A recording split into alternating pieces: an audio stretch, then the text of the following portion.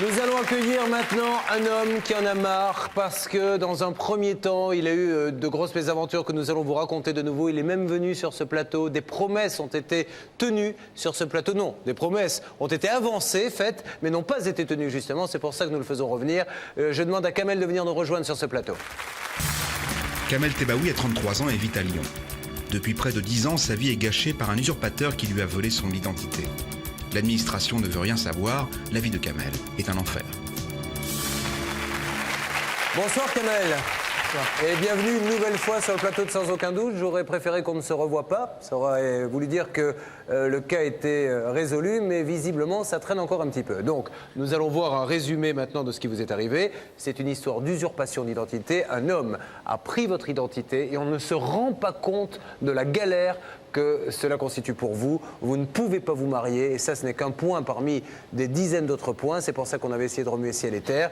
Encore une fois, il y a eu des promesses. Nous allons voir si elles ont été tenues. Mais si vous êtes là, c'est que visiblement, il n'y a pas grand-chose qui a avancé. Donc nous allons redonner des coups de fil cette fois-ci pour obtenir gain de cause. Voici un résumé des faits signé Nicolas Rossignol. Kamel Tebbaoui a 31 ans et depuis 8 ans, il n'a plus d'identité. Le coupable s'appelle Mohamed K. C'est lui qui, en 1993, lui a volé son nom. Je suis un homme blessé. C'est dans l'honneur et dans la chair et...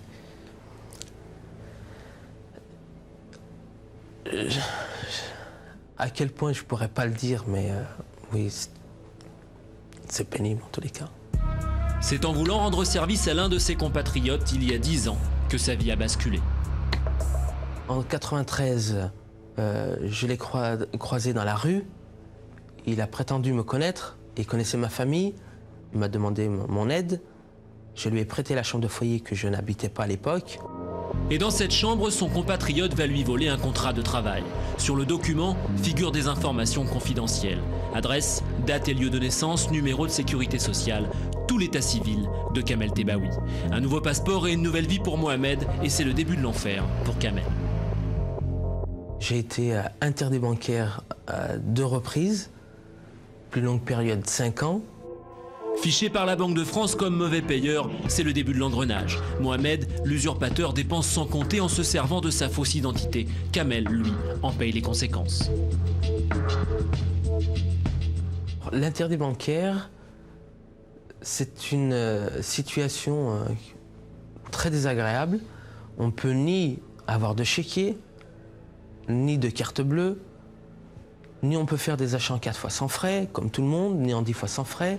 Et on se balade en permanence avec de l'argent liquide, puisqu'il faut aller payer le loyer, le téléphone, l'EDF et ainsi de suite. Donc c'est souvent des grosses sommes avec lesquelles je me balade. Mais il y a encore plus grave. En se rendant à l'état civil de la mairie du 3e arrondissement de Lyon, Kamel découvre qu'il est marié. Son usurpateur Mohamed a dérobé son identité jusque dans les liens les plus sacrés, ceux du mariage. Pour l'administration française, Kamel n'existe plus. Ça doit être ou c'est pas le mien ou il y a une erreur parce que je suis pas marié quoi. Bon, vous êtes bien Kamel Tebbaoui? Je suis bien Kamel Tebbaoui. C'est bien votre date de naissance? C'est bien ma date de naissance. 70 2400. Oui, non mais je dis je suis pas marié. Je suis célibataire. Quelqu'un a pris votre identité, c'est marié pour vous. Et la solution? La solution, allez voir le tribunal, portez plainte. En 1993, Kamel porte plainte pour vol de documents, usurpation d'identité et faux en écriture. Mais l'administration judiciaire n'a pas à ce jour traité le dossier. Nous avons rencontré le premier procureur adjoint de la République de Lyon et nous avons voulu connaître les raisons de ce silence. Dans l'immédiat, malheureusement, la justice ne peut pas dire grand-chose pour la raison que l'auteur des faits a disparu de la circulation. En tout cas, le parquet de Lyon n'a pas son adresse actuelle. Pourtant, il y a quelques années, Mohamed K. aurait été arrêté par la gendarmerie de Lille pour cette affaire d'usurpation, puis relâché sans tenir compte des charges qui pesaient contre lui. Quelque temps plus tard, il se marie en toute liberté à la mairie de Laon sous le nom de Kamel Tebbaoui.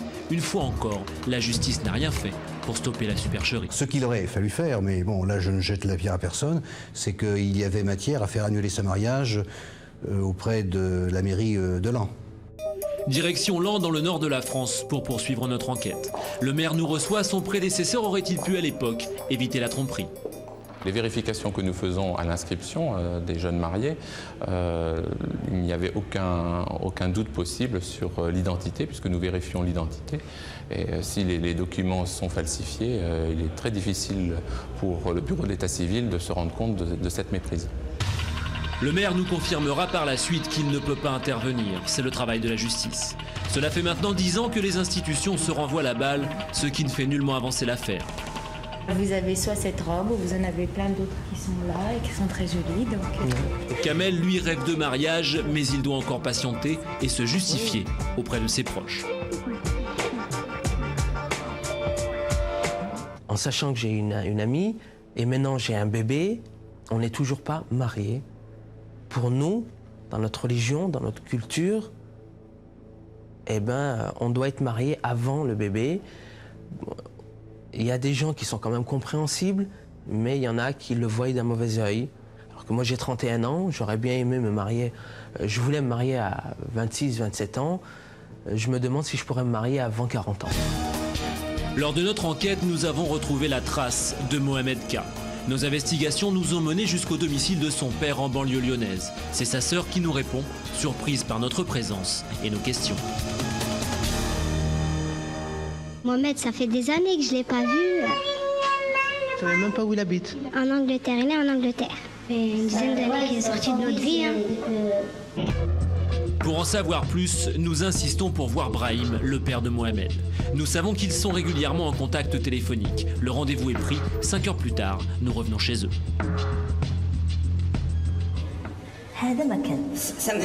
Vous savez, Mohamed, ça fait 7 ans que je ne l'ai pas vu physiquement. C'est mon fils, mais je ne l'ai pas vu. Est-ce que vous êtes au courant, vous, de cette histoire d'usurpation d'identité? Vous êtes au courant? J'ai Mohamed de temps en temps au téléphone. Je l'ai eu il y a 2 mois, il m'a dit qu'il voulait réparer son erreur et se faire pardonner. Dernier rendez-vous primordial, la municipalité de Lyon. Ils doivent assumer leurs erreurs et les réparer rapidement pour que Kamel puisse enfin oublier ces 10 années de cauchemar. On ne trouve pas le moyen de résoudre ça rapidement, ça me navre. Ça me navre. Les lenteurs de l'administration. Oui. J'ai de la peine à percevoir comment ça a pu être comme ça chaque fois reporté. Surtout pour quelque chose dans lequel vous êtes totalement et uniquement victime. Aujourd'hui, Kamel Tebaoui n'a qu'un souhait, que l'administration se rende compte qu'il est victime de la lourdeur de son système et surtout qu'elle agisse vite. Kamel Tebaoui est un homme blessé qui ne demande qu'à retrouver enfin son identité. Il arrive que malgré qu'on soit un homme, mais qu'on ait une certaine situation, qu'on en pleure parce que c'est vexant, c'est humiliant. Et il y a des moments où on ne peut pas, on se lâche. Parce qu'on n'en peut plus. On lutte contre un système qui ne veut pas avancer. Non seulement il n'avance pas, mais il recule. Suite à la dernière nouvelle du 30, mon dossier est classé sans suite pour preuve insuffisamment caractérisée. Je me demande qu'est-ce qu'il faut comme preuve. Je vous demande d'accueillir Kamel et sa compagne. À la suite de ce reportage, au mois de novembre 2001, nous leur annoncions de très bonnes nouvelles en direct sur le plateau de Sans aucun doute. Les administrations concernées nous promettaient alors de régler le problème rapidement. Aujourd'hui, je suis ravi de vous annoncer que nous avons mobilisé la mairie de Laon, la mairie de Lyon, qui nous ont annoncé qu'ils saisissaient chacun de leur côté les procureurs de la République, de Laon et de Lyon, et ils vont faire sauter la mention mariée sur votre état civil, et ils vont comme ça essayer de rayer ces 8 ans. Regardez le sourire de madame quand même. Regardez le sourire de madame. Voilà le résumé des faits par Nicolas Rossignol qui, comme vous l'avez entendu, avait obtenu pas mal de promesses de pas mal de personnes. Et malheureusement, aujourd'hui, Kamel, vous me confirmez que rien n'a été fait. Absolument. Du côté rien n'a été fait. De la mairie, non plus? Non plus. Pas un courrier, pas un coup de fil suite à l'émission? Le nouveau juge d'instruction a lancé un mandat à l'encontre de la personne qui a usurpé mon identité, mais c'est tout. Donc on avait eu aussi avec Jean-Louis Touraine, l'adjoint au maire de Lyon, des promesses, donc il m'avait dit qu'il allait faire le nécessaire. J'ai rappelé par la suite, 2 mois après, son service, ils m'ont confirmé qu'il avait fait le nécessaire, mais en fait, il avait envoyé un courrier au service compétent. Ça s'est arrêté ici. Ce qui est intéressant dans ce cas, c'est que ça fait 10 ans maintenant, Kamel, que ça dure. Tout le monde est conscient qu'il y a une erreur administrative. Tout le monde le sait. On est incapable de réparer cette erreur qui n'est qu'une erreur d'un nom sur un bout de papier, qu'une erreur informatique. Vous ne pouvez pas vous marier. Ça fait combien de temps que vous voulez vous marier? Ça fait 6 ans maintenant. Elle n'a pas perdu patience, rassurez-moi. Elle encore, attend toujours. Oui. Quels sont les autres, en 2-3 points, d'autres désagréments que vous vivez? Donc, on a eu un bébé. J'ai un carnet de famille père célibataire. Donc, j'ai pas de carnet de famille conventionnel. La personne a des enfants qui portent mon nom. On m'a dit que j'en suis responsable légalement. Ah, la personne qui a usurpé votre identité. Oui. Donc si ces enfants-là font une bêtise ou quoi, c'est monsieur qui est responsable. Est-ce que vous vous rendez compte, c'est complètement aberrant. Alors je vais me tourner quelques instants vers Maître Michel, puisque vous avez eu l'occasion d'avoir des fonctions au sein d'une municipalité, donc vous savez un petit peu comment ça se passe. Est-ce que c'est si difficile que ça de rayer un nom ou de... C'est tout simple, l'officier d'état civil ne peut pas toucher au registre, sauf si le procureur de la République enjoint de modifier le registre, soit d'autorité, c'est une erreur matérielle, soit par jugement du tribunal. Le problème est de savoir pourquoi le procureur de Lyon ne demande pas au tribunal de Lyon d'ordonner la rectification de l'état civil. Donc, je vais vous poser la question traditionnelle. Aujourd'hui, Kamel, qu'est-ce que vous attendez maintenant, sans aucun doute, après ces 10 ans? Que l'on me rende mon nom.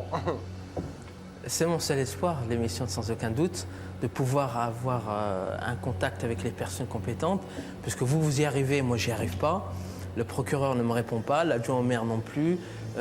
En fait, personne ne me répond et tout le monde m'envoie balader plus ou moins, quoi. Alors nous allons essayer d'avoir l'adjoint au téléphone par l'intermédiaire de Nicolas Rossignol qui a mené ce dossier. Je demande à la régie de bien vouloir faire le numéro, s'il vous plaît.